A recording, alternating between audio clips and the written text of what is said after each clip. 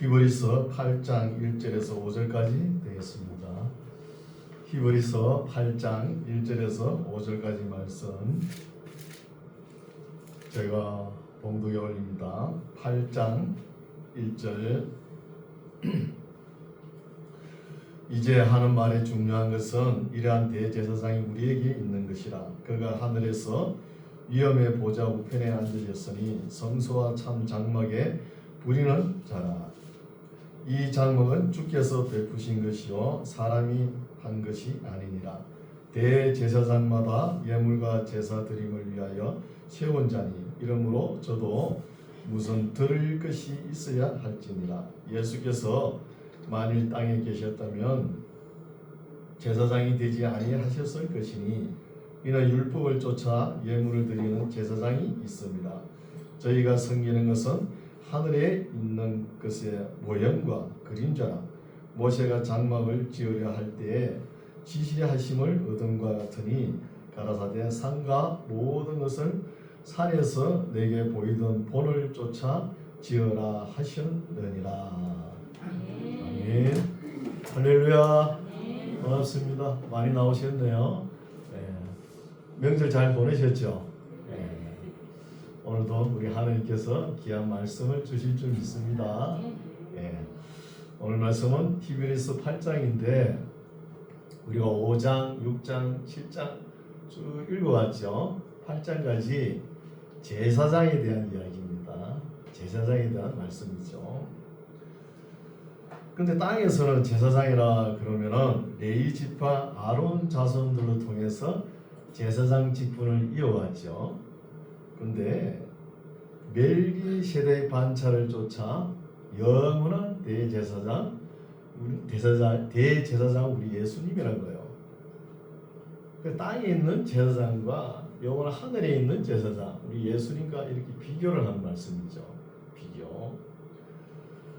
그래서 멜기세덱 반차를 쫓은 영원한 대제사장은 유대교에 있는 것이 아니고 우리 기독교에 있다는 것입니다.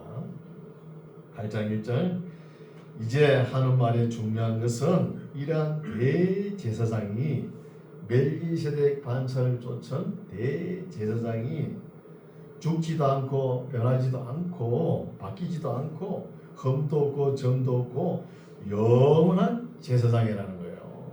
영원한 제사장. 제사장이면서도 또 인간의 고통을 또 인간의 시험을 당하셨죠. 그래서 시험 받는 사람들을 능히 도우시는 영원한 제사장이라는 거예요. 이 제사장이 유대교에 있는 것이 아니고 우리 기독교에 있다는 것입니다. 이제 하는 말의 중요한 것은 이러한 대제사장이 우리에게 있는 것이라. 그가 하늘에서 위엄의 보좌 우편에 앉으셨다는 거예요. 그분은 우리 예수님은 또 성소에 대한 이야기를 하는데 성소와 참 장막에 부리는 자라. 이 장막은 주께서 베푸신 것이요 사람이 한 것이 아니니라는 거예요.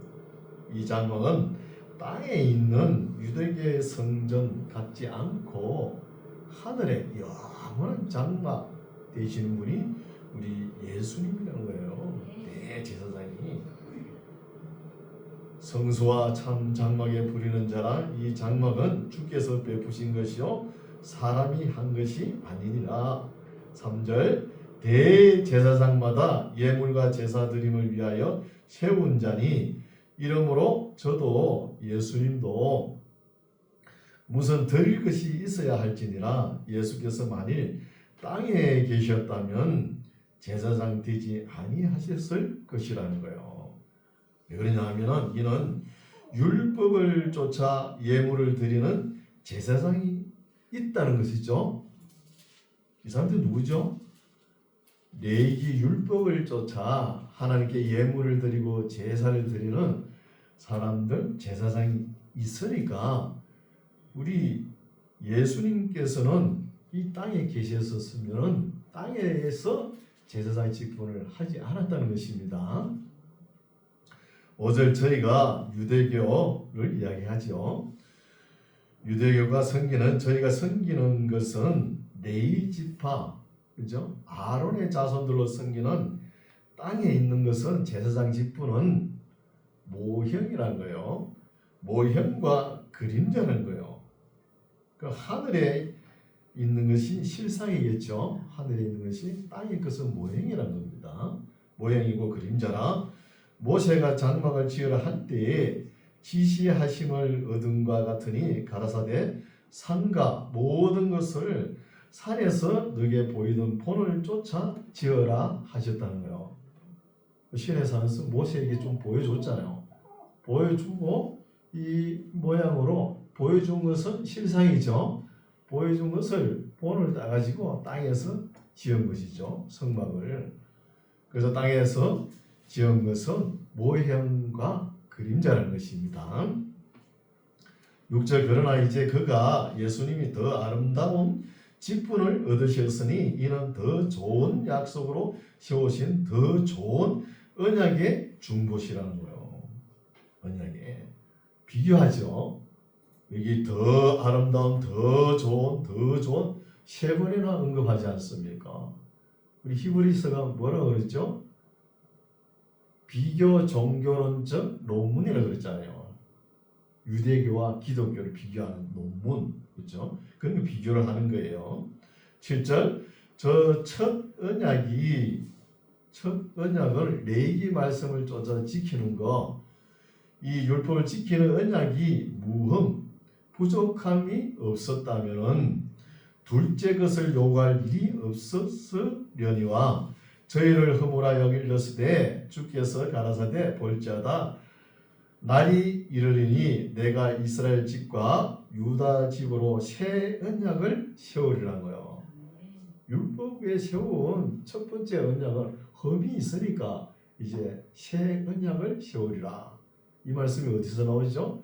예레미야 31장 31절에서 32절에 나오는 말씀이죠. 신약 성경을 이야기하는 거예요. 신약. 새 언약을 세우리라 이렇게 인용하면서 9절 또 주께서 가라사대 내가 저희 열조들의 손을 잡고 애굽 땅에서 인도하여 내던 날에 저희와 세운 언약과 같지 아니하다는 거예요. 다른 언약을 세운다는 말씀이죠. 저희는 내 언약 안에 머물러 있지 아니하므로 내가 저희를 돌아보지 아니하였노라는 거예요. 이게 언약의 법칙이죠. 하나님의 언약을 지킬 때 하나님께서 우리를 돌아보시는 거예요. 언약 안에 머물 때 돌아보시는 것이지 언약을 떠나가 딴 길로 가는 사람들에게는 지켜주시지 않는다는 겁니다. 10절 또 주께서 가라사대 그날 후에 내가 이스라엘 집으로 세울 언약이 새 언약이죠. 신약입니다. 이것이니 내 법을 저희 생각에 두고 저희 마음에 이것을 기록하리라. 나는 저희에게 하나님이 되고 저희는 내게 백성이 되리라. 또 각각 자기 나라 사람과 각각 자기 행제를 가르쳐 이르기를 주를 알라 하지 아니할 것은 저희가 작은 자로부터 큰 자까지 다 나를 알미니라. 우리 예수님을 내가 저희 불의를 긍휼히 여기고 저희 죄를 다시 기억하지 아니하리라 하셨느니라. 새 언약이라 말씀하였음에 첫 것은 낡아지게 하신 것이니 낡아지고 새하는 것은 없어져 가는 것이니라는 거예요. 이 말씀을 보면은 율법에 대해서 이야기를 하면은 이 말씀을 읽고 율법은 폐했다는 말씀 뜻이죠. 첫 것은 낡아지고 새하여졌으니까 없어져 간다는 거예요. 근데 이 말씀을 오해를 한 것이죠. 오해를 착각하고 오해한 말씀이에요. 근데 우리 예수님도 그러셨잖아요. 율법은 폐할 수 없다. 사도 바울도 율법은 폐할 수 없다. 그럴 수 있냐? 오히려 율법을 온전하게 한다는 거예요. 온전하게. 근데 여기서 이렇게 첫 것은 낡아지고 새하얀 것은 없어져 가느니라 하니까 이 말씀을 읽는 모든 사람들은 아, 율법은 폐했구나. 이렇게 생각할 수 있는 것이죠. 다 생각할 수 있습니다. 있으니까 율법은 폐하인 모이다 그러면서 율법 폐기론자가 나오지 않습니까? 율법 폐기론자는 초대교회부터 이단입니다. 이단. 교회 역사를 보면.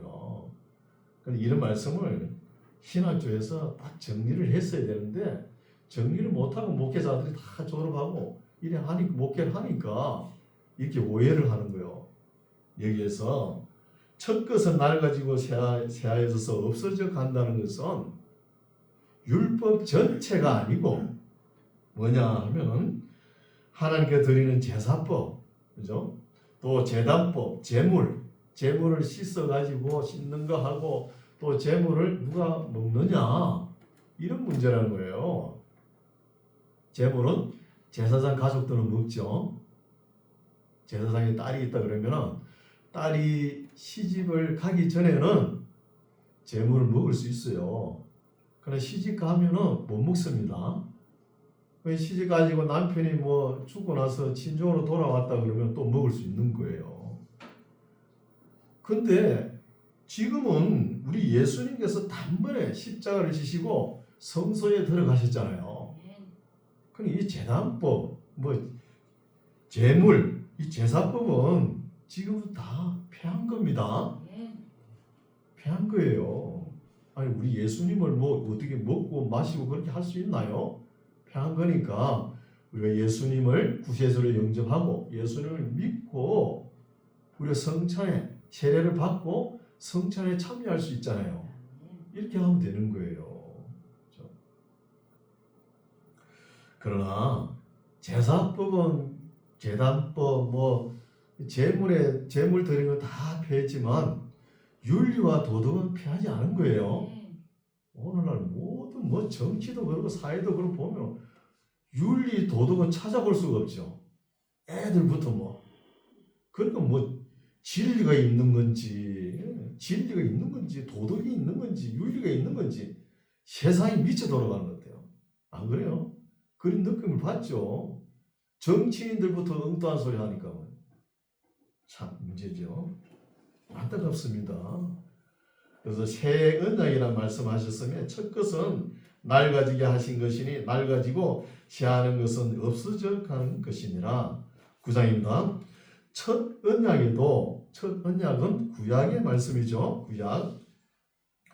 구약에도 성경의 예법과 제사법이잖아요. 성경의 예법.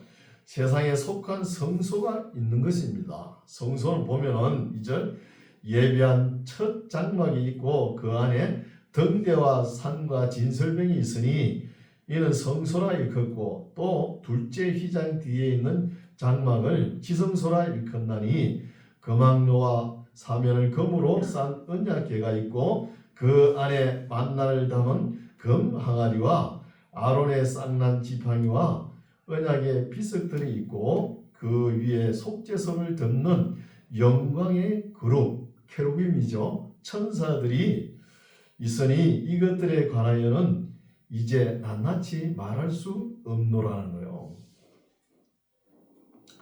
지금 와서 성소, 지성소, 제물을 어떻게 드려야 되겠냐?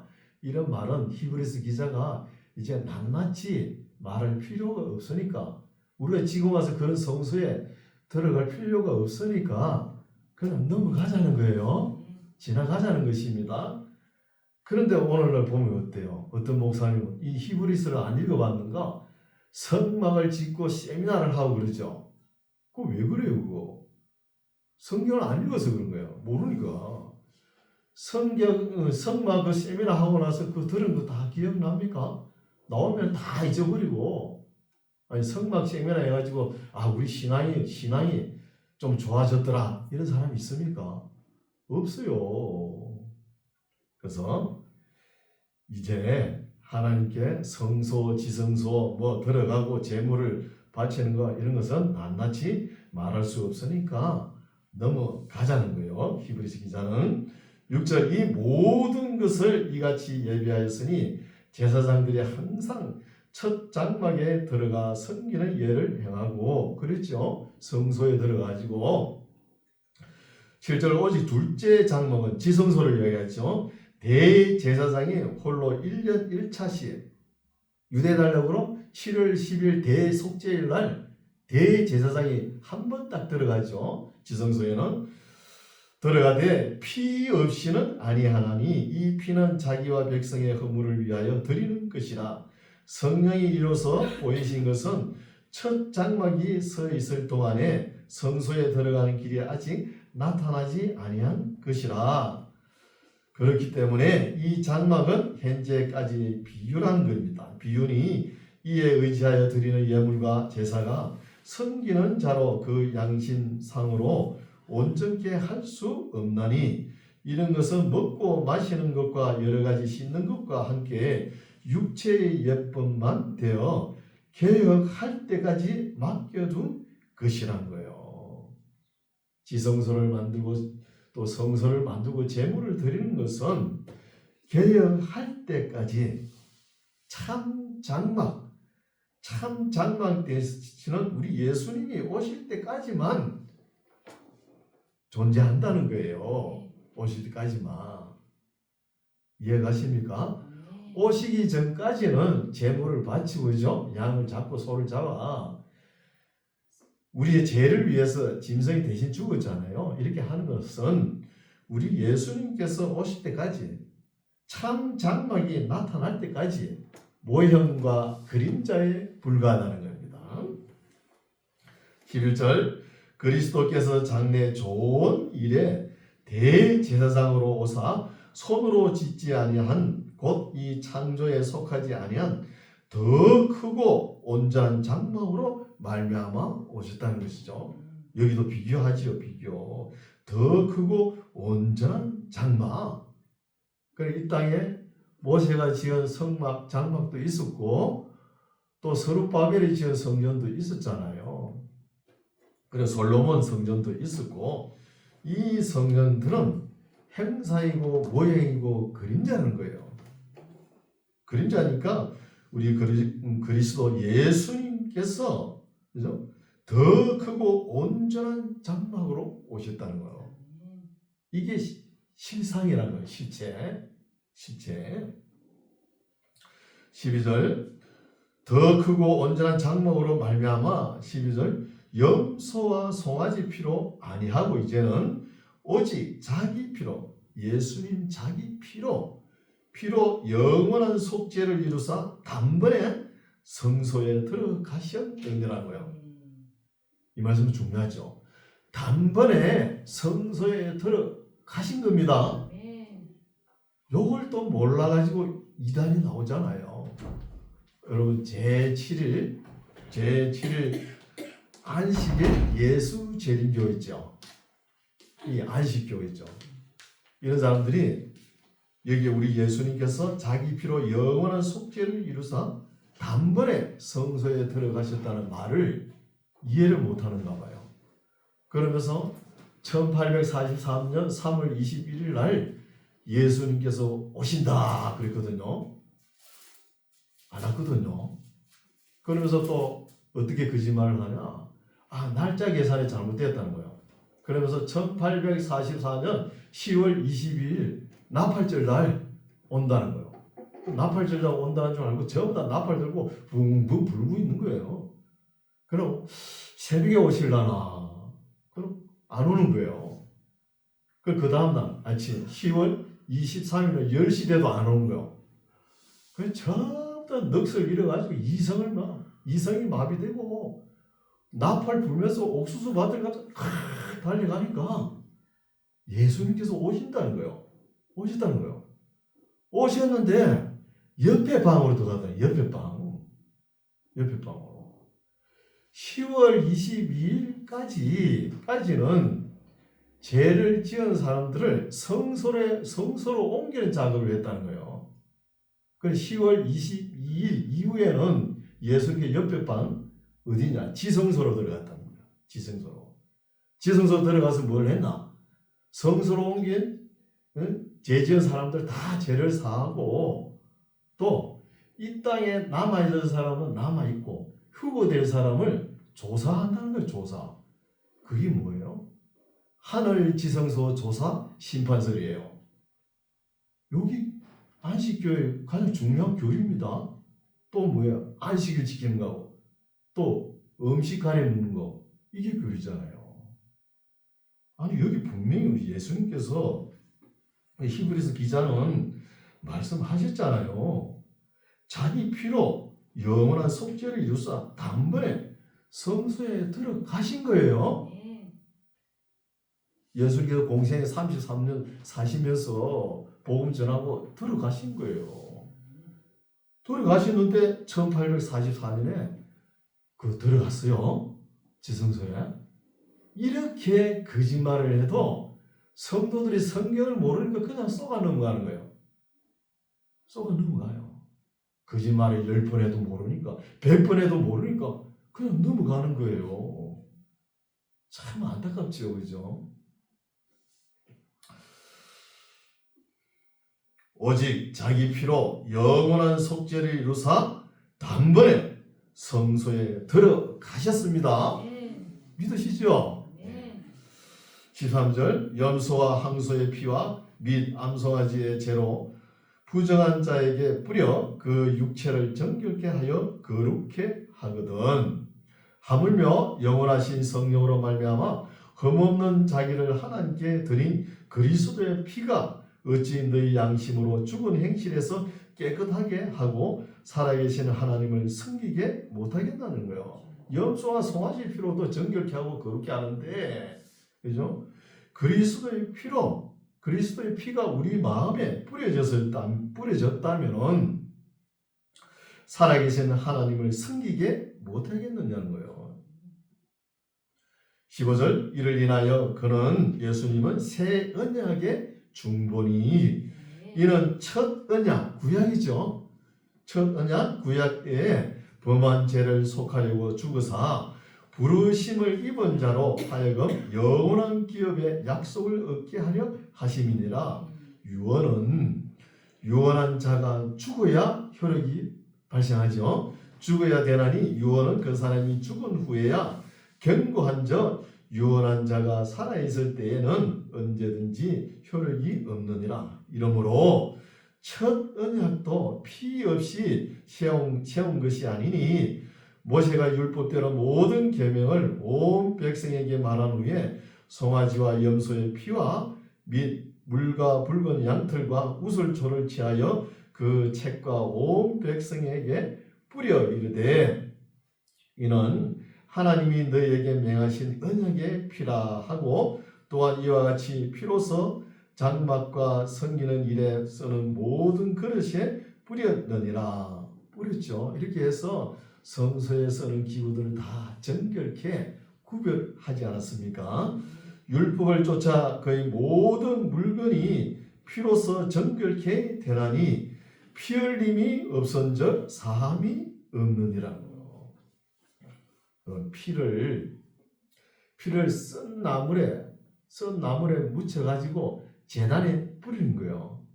제단에 뿌리면은 구별된다는 것이죠. 구별되면은 다른 용도로 쓸 수가 없는 거예요. 성소에 있는 모든 기구에 피를 뿌리잖아요.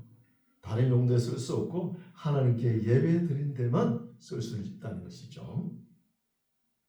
23절 그러므로 하늘에 있는 것들의 모형은 이런 것들로서 정결케 할 필요가 있었으나 하늘에 있는 그것들은 이런 것들보다 더 좋은 제물로 할지라는 거예요. 실제 진짜는 제물이 누구죠? 예수 그리스도입니다. 우리 예수님이 참 제물이 되셨다는 거예요. 땅에서 예수님이 오시기 전에 성소, 지성소, 제물을 드린 것은 예수님이 오실 때까지만이에요. 아직까지. 그렇죠? 24절 그리스도께서는 참 것의 그림자인 손으로 만든 성소에 들어가지 아니하시고 오직 참 하늘에 들어가사 이제 우리를 위하여 하나님 앞에 나타나시고 대제사장이 해마다 다른 것의 피로서 성소에 들어가는 것 같이 자주 자기를 드리려고 아니한다는 겁니다. 만약에 자주 드리고 그러면은 그렇게 한다면은 그가 세상을 창조할 때부터 자주 우리 예수님이 매년 말이야 유대인들은 매년 자기 죄를 속죄하기 위해서 짐승을 잡잖아요. 그럼 우리 예수님은 매년 십자가를 져야 됩니까? 그럴 필요 없는 거 아니냐. 자주 고난을 받았어야 할 것이로되 이제 자기를 단번에 제사로 드려 죄를 없게 하시려고 세상 끝에 나타나셨느니라고요. 여러분 우리 예수님께서는 세상 끝날에 오신 거예요. 예수님 오심으로 종말이 시작된 겁니다. 역사를 돌이켜볼까요? 아담부터 살펴봅시다. 아담부터 그 에덴 동산에서 범죄하기 전에 한 시대가 있었죠. 그리고 에덴 동산에 범죄한 이후에 홍수 심판까지 또 한 시대가 있었잖아요. 그때는 사람들의 수명이 그래도 900살이 다 넘었잖아요. 950세, 969세 이래 살았거든요. 그래서 홍수 심판에서 이제 또 바벨탑 사건까지 한 시대가 있었죠. 그 바벨탑 시대는 언어가 하나였죠. 쓰는 언어가 구음이 하나니까 바벨탑을 쌓아 올라갔잖아요. 그리고 바벨탑 이후에 아브라함 시대까지 또 한 시대가 있죠. 아브라함 시대. 바벨탑 이후에는 언어가 1만 가지가 되었어요. 그래서 언어 종류도 많고 또 민족도 분산되죠. 민족도. 그래서 바벨탑 이후에 아브라함까지 한 시대가 있었고 이제 아브라함부터 율법 이전의 시대가 있었죠. 한 500년 시대가 있습니다. 이전에 있고 이제 율법 레위기를 하나님께서 주시고 율법이 생긴 이후부터 말라기 시대까지 1000년입니다. 기간이 BC 1446년에 모세가 출애굽 시켰잖아요. 그 1000년이 되죠. 1000년이 되고 난 뒤 말라기에서 이제 또 하나님을 떠나죠. 떠나니까 하나님께서 침묵하시잖아요. 그게 중간시대 400년 역사예요. 그 지나고 세례 요한이하고 우리 예수님께서 이 땅에 오셨잖아요. 이 땅에 오셔서 새로운 역사를 기록하는 거예요. 오신 이후 올해가 몇 년도죠? 2026년까지 진행되는 거예요. 그래서 예수님께서 오심으로 한 역사는 끝이 나고 새롭게 시작된다는 거예요. 이게 종말의 역사예요. 우리가 살아가는 게. 그래서 히브리서 첫머리에 보면은 이 마지막 날에 아들을 통하여 우리에게 보여주셨다 이런 말씀 있잖아요. 마지막 날에 아들을 통해서 우리에게 보여주셨다. 예수님께서 마지막 날에 오셨다는 것이죠. 27절 한 번 죽는 것은 사람에게 정하신 이와 같이 한 번 죽는 것은 사람에게 정하신 것이요 그 후에는 심판이 있으리니 이와 같이 그리스도도 많은 사람의 죄를 담당하시려고 단번에 들이신 바 되셨고 구원에 이르게 하기 위하여 죄와 상관없이 자기를 바라는 자들에게 두 번째 나타나시리라. 두 번째 나타나신 게 재림입니다. 다시 오실 예수님을 우리가 기다리고 있지 않습니까? 10장입니다. 이제 결론적으로 보면은 율법은 장차 오는 좋은 일의 그림자는 거예요. 율법은 그림자요 모형이고 실상이 아니라는 것이죠. 참 형상이 아니므로 해마다 늘 드리는 바 같은 제사로는 나아오는 자들을 언제든지 온전케 할 수 없다는 거예요. 염소와 송아지 피로 매년 제사를 드린 가지고는 죄를 없이 할 수 없다는 것입니다. 죄를. 그러면은 유대가 매년 짐승을 잡아가지고 자기가 1년 동안 지은 죄를 이 짐승에 이렇게 덮으시어가 짐승이 죽으니까 나는 제가 이제 제가 없는가 보다 이렇게 생각하지만 실제적으로 보면 제가 집행유예예요. 집행이 유예되는 것밖에 안 되는 거예요. 계속 연장된다는 것이죠. 한 해 한 해 한 해. 언제까지? 우리 예수님께서 오실 때까지. 그렇죠? 2절 그렇지 아니하면 만약에 매년마다 자기 죄를 위해 짐승을 바쳐가지고 온전하게 죄 없이 온전하게 된다면 섬기는 자들이 단번에 정결케 되어 다시 죄를 깨닫는 일이 없으리니 어찌 드리는 일을 그치지 아니하느냐는 거예요. 계속 바치잖아요. 그러나 이 제사들은 해마다 죄를 생각하게 하는 것이 있나니 이는 황소와 염소의 피가 능히 죄를 없이 하지 못하니까 7월 유대달력으로 7월 10일날 대속죄일날 대제사장이 가시고 백성의 죄를 사하지 않습니까? 제물을 가져가지고. 그러므로 세상에 임하실 때에 가라사대 하나님이 제사와 예물을 원치 아니하시고 오직 나를 위하여 한 몸을 예비하셨도다. 전체로 번제함과 속죄제는 기뻐하지 아니하신다는 거예요. 하나님께서는 번제와 속죄를 위해서 짐승을 잡는 거 기뻐하지 않는 거예요. 그러면 왜 이 제사를 드리냐? 사람을 안 죽게 하기 위해서예요. 사람을 안 죽게 하기 위해서. 또 그리고 죄는 그죠? 죄는 죽음을 가져오잖아요. 죄를 지었으면 짐승을 잡고 이렇게 해야 되잖아요. 이걸 또 교육하기 위해서 다만 제사를 드린 것뿐이라는 거예요. 7절 이에 내가 말하기를 하나님이여 보시옵소서 두루마리 책에 나를 가리켜 기록한 것과 같이 하나님의 뜻을 행하려 왔나이다. 우리 예수님께서 오셨죠. 8절 위에 말씀하시기를 제사와 예물과 전체로 번제함과 속죄제는 원치도 아니하고 기뻐하지도 아니하신다 하셨고 이는 다 율법을 따라 드리는 것밖에 안 된다는 거예요.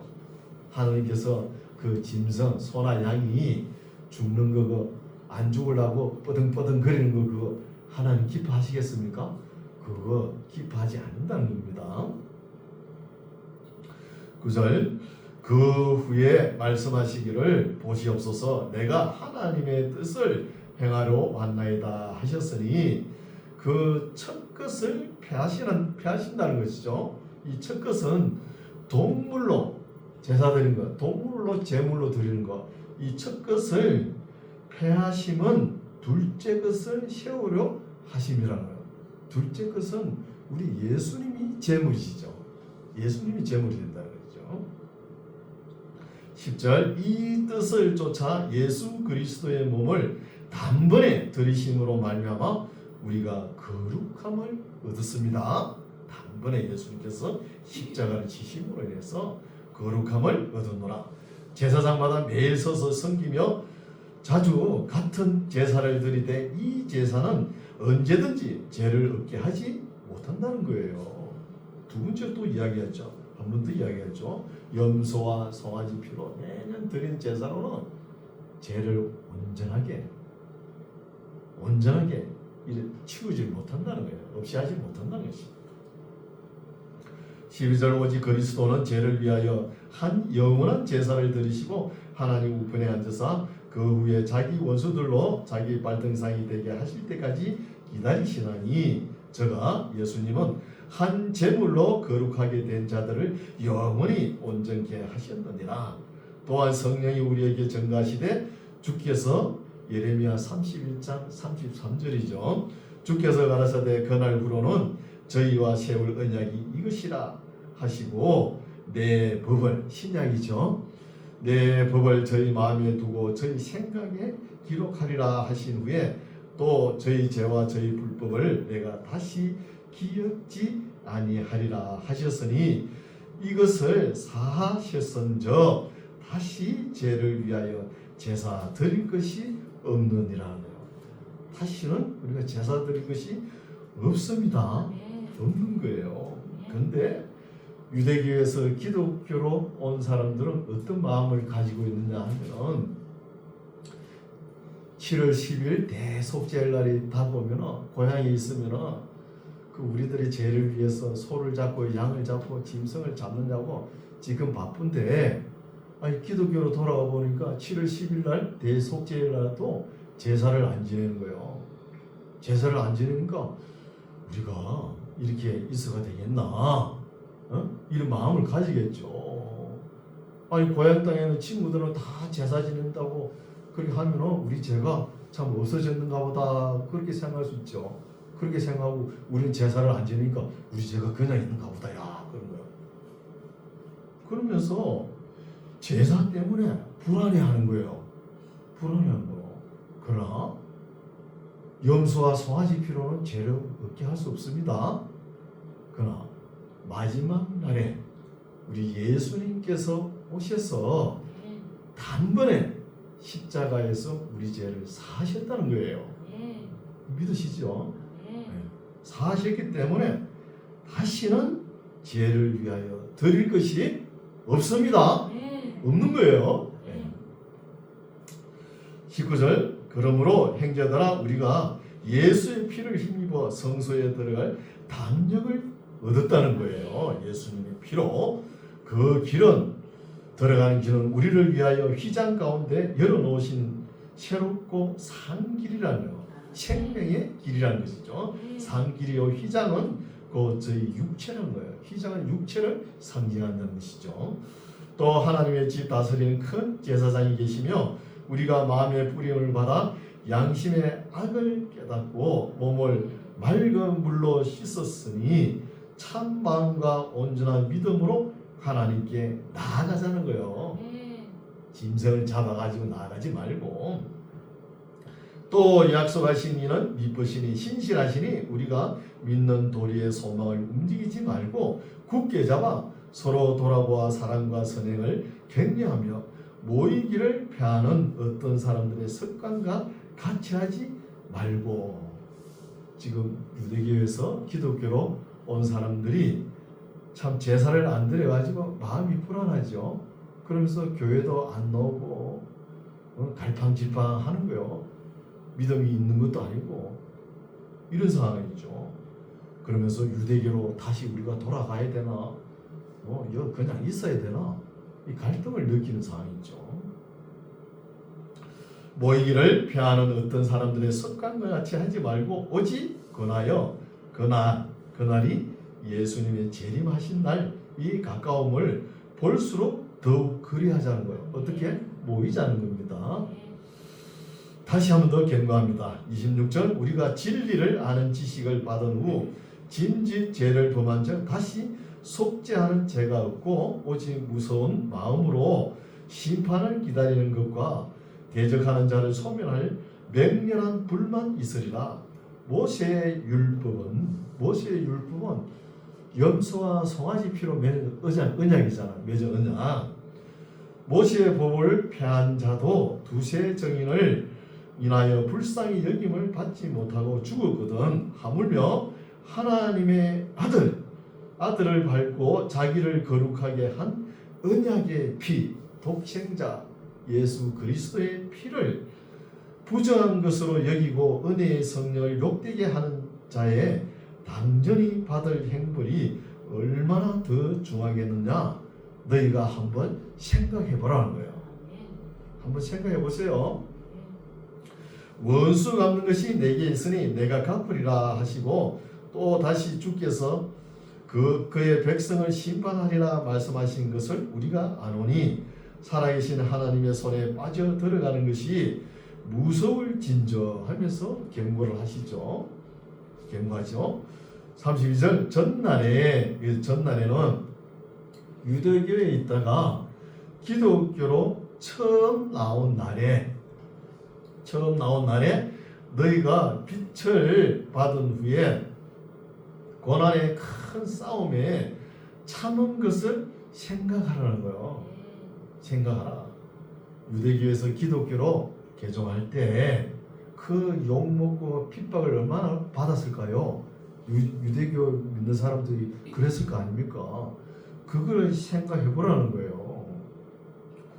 33절 혹 비방과 환난으로서 사람에게 구경거리가 되기도 하고 혹 이런 행편에 있는 자들을 사귀는 자가 되었으니 너희가 갇힌 자를 동정하고 또 너희 산업을 빼앗기는 것도 기쁘게 당한 것은 더 낫고 더 좋고 더 나은 영구한 산업이 있는 줄 알고 그런 어려움과 핍박과 다 견디고 지금도 뭐 박탈당하고 이런 거 다 견뎌놓고 지금 와서 왜 그렇게 힘없는 소리를 하느냐 이 이야기죠. 지금 와서 이렇게 무슨 이런 소리를 하느냐는 거죠. 35절 그러므로 너희 담대함을 버리지 말라. 이것이 큰 상을 얻느니라. 너희에게 인내가 필요하면 너희가 하나님의 뜻을 행한 후에 약속을 받기 위함이라며. 잠시 잠깐 후면 오시리가 오시리니 지체하지 아니하시리라. 이런 말씀을 읽을 때 우리가 참 상당히 의문점을 가질 수 있죠. 아니 여기에는 잠시 잠깐 후면은 예수님께서 오신다고 했잖아요. 그건 지금 몇 년도예요? 2026년까지 왔는데 안 왔잖아요. 참 우리 예수님 드디어 오시죠. 우리는 이렇게 생각하지만 하나님께서 생각하실 때는 그죠? 천년이 그죠? 하루 같다는 거예요. 천년이 하면 구약에 사람 일평생 한 사람 몫이죠. 두 사람 같은 건 왜? 2000년이잖아. 그냥 지나가는 거예요. 하나님께서 보시기에는 하나님은 이 시간 개념을 한 밤의 경점과 같이 이렇게 빨리 지나간다는 거예요. 우리가 볼 때는 천년이가 얼마나 오래 걸립니까? 그렇죠. 근데 요 상황을 보면은 히브리서 기자 이 히브리서 쓸 때 상황이 어때요? 네로 황제의 1차 박해가 시작되잖아요. 이 히브리서 66년도 기록되었다 그러면은 64년부터 68년까지 네로 황제 박해가 시작됐죠. 그렇게 박해가 임하고 어려움이 다 있는데 사도들은 뭐 절반 정도 순교하고 이런 상황인데 예수님이 그죠? 잠시 잠깐 후면은 온다 그랬는데 왜 안 옵니까? 그럼 의문점 가이잖아요. 왜 안 와? 오시려면 이렇게 우리가 어려움을 당하는데 이때 와야지. 이때 안 오고 말이야. 그래가지고 다 낙심하는 거예요. 낙심하고 온다 그러더만도 전부 다 거짓말이다 그러고 거짓말로 생각하는 거야. 그러나 끝까지 인내해야 되는 거예요. 오십니다. 믿으시죠?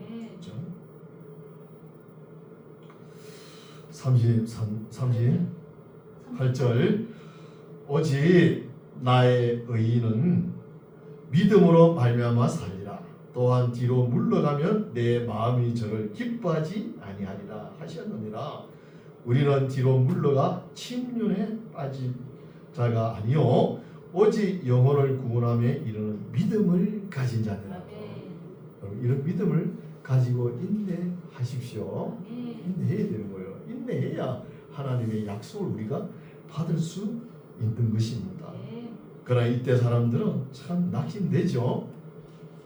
지금 유대교에서 기독교를 왔다가 다시 뭐 제사도 안 드리고 뭐 송아지도 안 잡고 소도 안 잡고 양도 안 잡고 우리 죄는 그냥 있는가 보다 이렇게 하면서 다시 유대교로 돌아가야 되나 어쩌고 그러면서 또 예수님은 속히 온다 그래놓고 깜깜 무소식이고 이게 낙심이 된다는 거예요. 낙심이. 그러면서 또 우리의 산업은 다 빼앗기고 말이야. 다 포기했잖아요. 포기하고 빼앗기고 장사도 안 되고 뭐 재물도 없고 뭐 성소도 없어지고 맨날 한다는 소리가 예수 이야기만 하니까 우리 믿음이 우리 신앙생활이 이렇게 해도 되겠나? 이런 마음을 가지는 거예요. 이런 사람들은 참 진리 안에서 그죠? 자유함이 없는 것이죠. 우리가 볼 때는 진리 안에서 자유함이 없고 흔들흔들 그럴 때 마음이 오락가락할 때 이 히브리서 기자가 쓰지 않았나 봅니다. 우리는 끝까지 뒤로 물러가 침륜에 빠질 자가 아니요 오직 영혼을 구원함에 이르는 믿음을 가진 자니라. 참 진리 안에서 우리 모두 믿음을 가진 자로 신앙생활 하시기 바랍니다. 기도하겠습니다. 하나님 아버지, 우리 주 예수님께서 멜기세덱의 반차를 쫓은 영원한 대제사장으로 사람의 손으로 지은 성소가 아니라 하늘에 있는 지성소에 염소나 송아지의 피가 아니고 예수님 자기 피를 흘리심으로 우리의 죄를 영원히 단번에 속죄하심으로 다시 제사 드릴 것이 없다는 진리를 깨닫게 하심을 감사드립니다. 이 진리의 말씀을 우리 마음에 새기고 세상 끝날까지 우리의 남은 삶을 우리를 위해서 죽었다가 다시 사신 주님만을 위한 삶이 되게 하여 주시옵소서. 예수님 이름으로 기도드립니다. 아멘.